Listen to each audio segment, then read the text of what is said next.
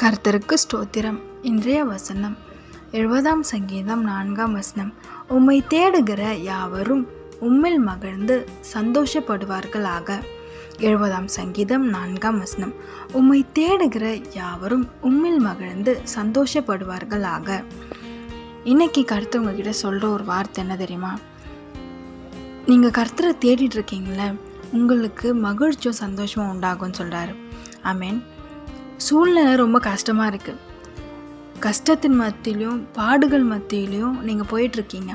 ஆனால் நீங்கள் கர்த்தரை நோக்கி பார்த்து கொண்டு இருக்கிறீங்களே, உங்களுக்கு நிச்சயமாக மகிழ்ச்சியும் சந்தோஷமும் சமாதானமும் கிடைக்கும்னு இன்னைக்கு ஏசப்பா உங்ககிட்ட சொல்கிறாரு. ஆமேன்.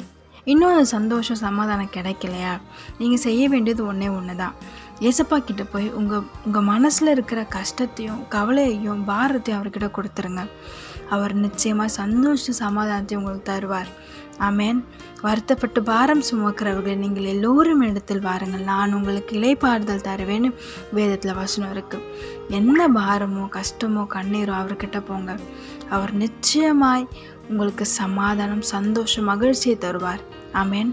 இங்கே அப்படி தான் வேதவசனம் சொல்லுதில்ல, தேடுகிற யாவருக்கும் மகிழ்ச்சியும் சந்தோஷமும் கிடைக்கும்.